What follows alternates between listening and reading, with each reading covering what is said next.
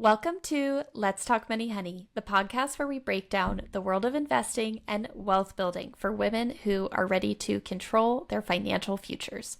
We're your hosts, Elise Levy of Legacy Wealth Planning and Holly Henry of Diamond Legacy Wealth Management.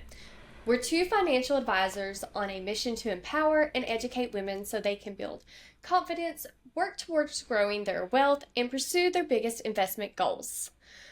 Investing isn't just for Wall Street, it's for you. Whether you're just getting started or looking to level up your portfolio, we're here to make investing approachable, fun, and totally doable. So grab your coffee or your wine and let's talk money, honey.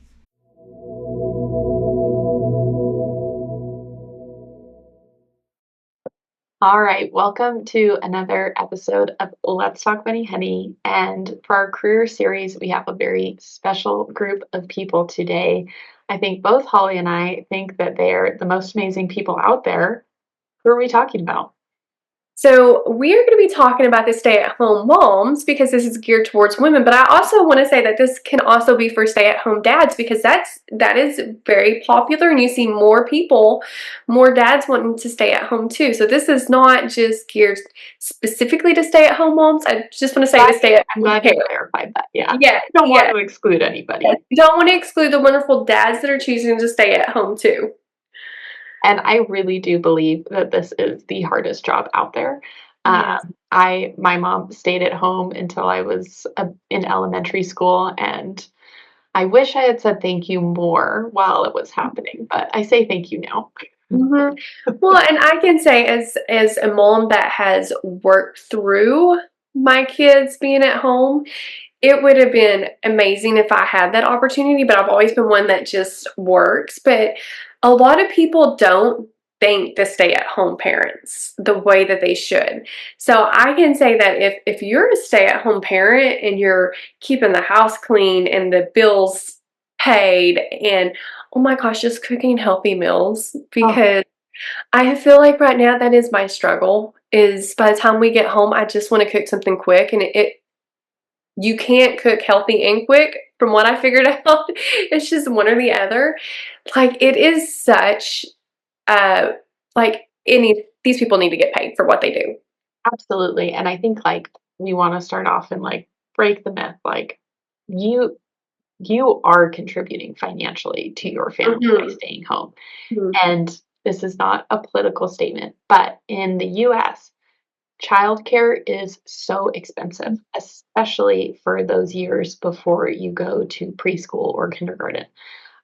So when families are running the numbers, and we've sat down with many clients and looked at it when they're expecting, and it is just financially more beneficial sometimes for one of the parents to stay home when they're looking at the cost of childcare, especially when they have that second kid.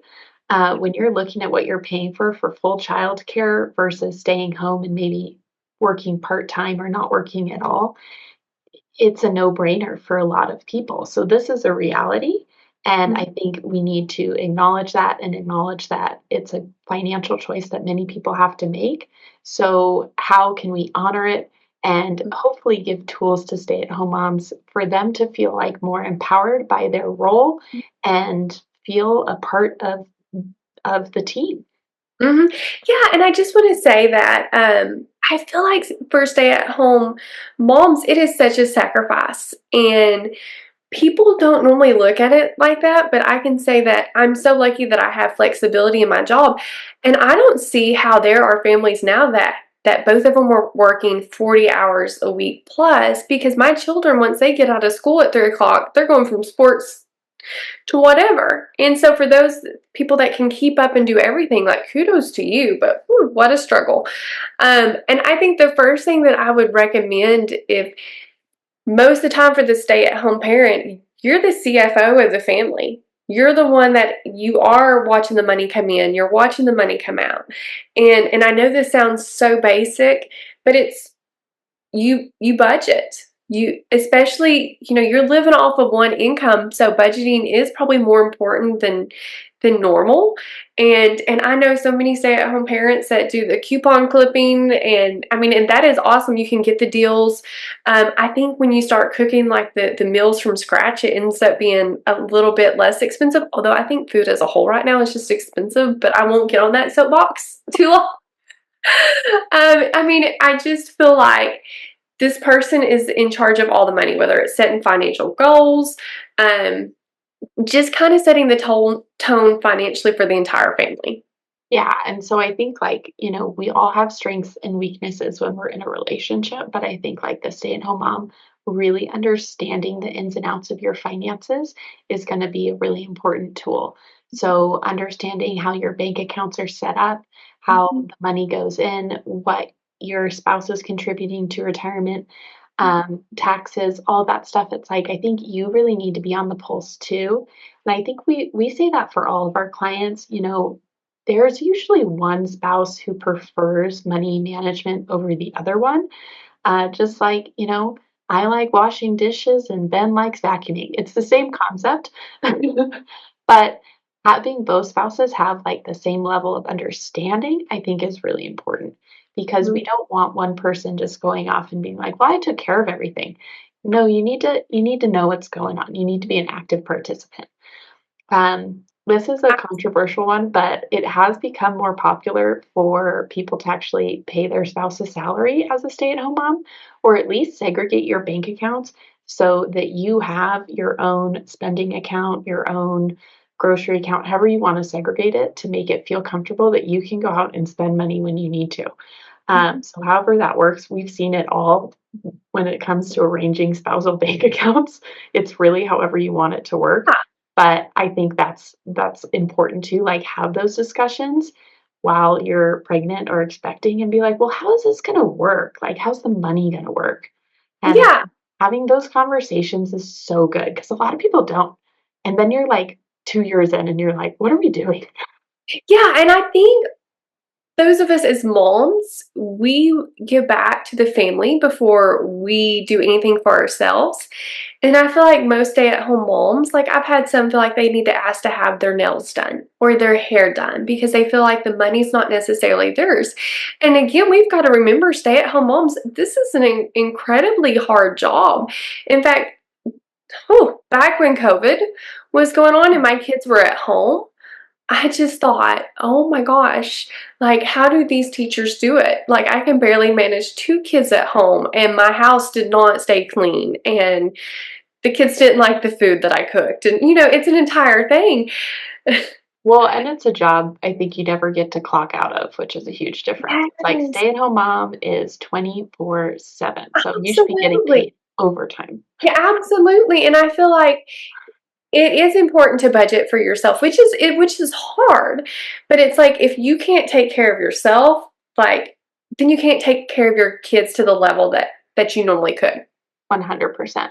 So let's talk about retirement because I think this is something that I don't think a ton of people are aware of. So let's say, before you were a stay at home mom, you left a career behind, you were contributing to retirement, and you're like, oh, all of that has to go on pause.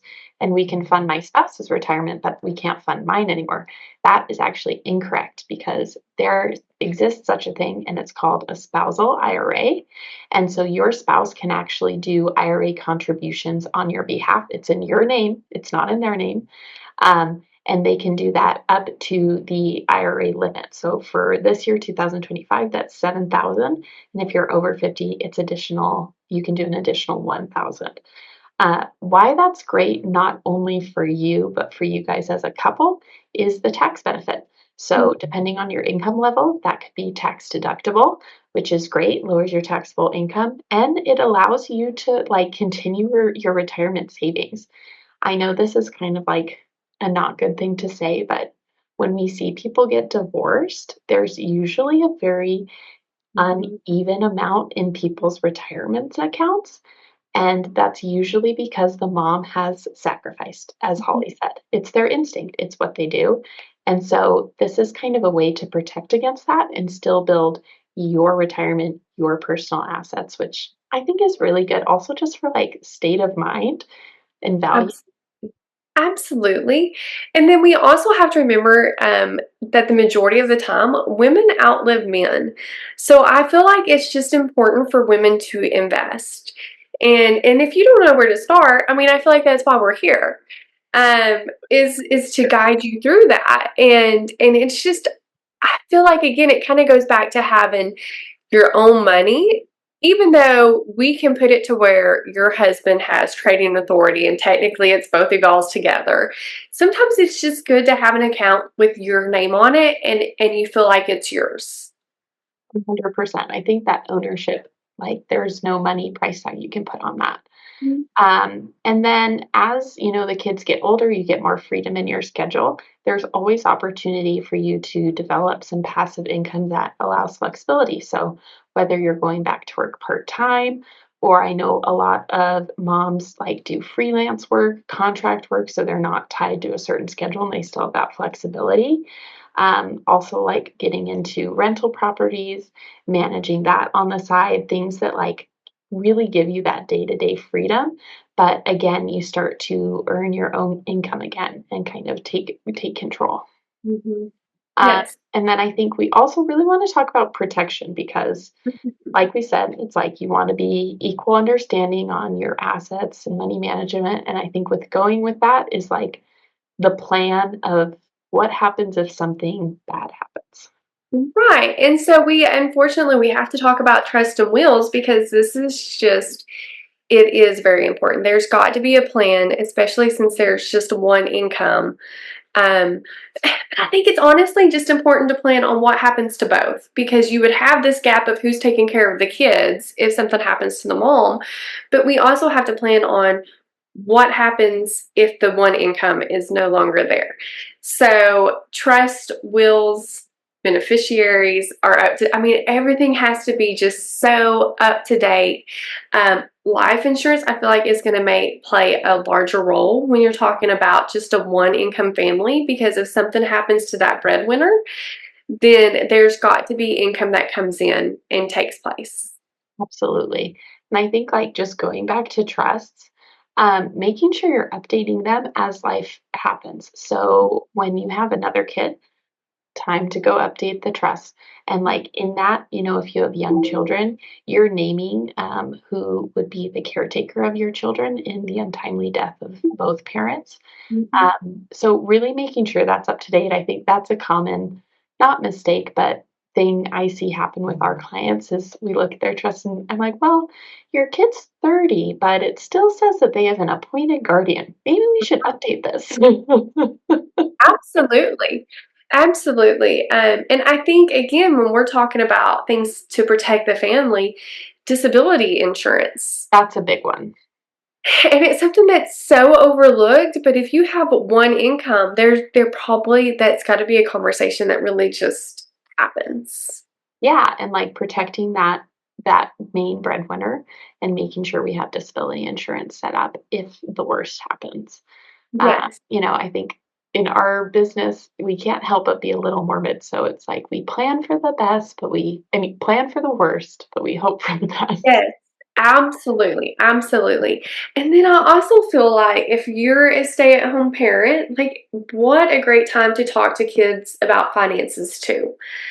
I just feel like so many families don't pass along what they know. In fact, the young adults that come to me that don't even really know how to write a check, and I know checks kind of feel like a thing in the past, but you still have to write checks for certain things.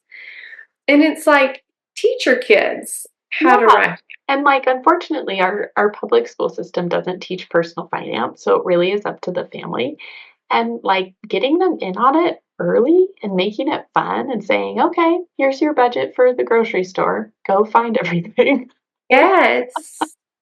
Yes. Having them understand and process money, that's a great thing you can teach your kids.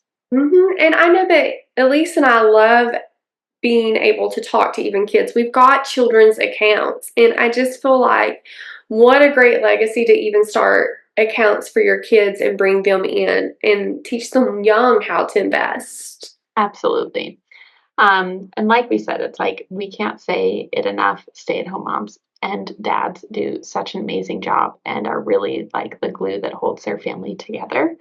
And we're always here to talk to them. I think like couples are who we work most with, and just having open and honest conversations and being able to ask questions that you're afraid maybe is a stupid question.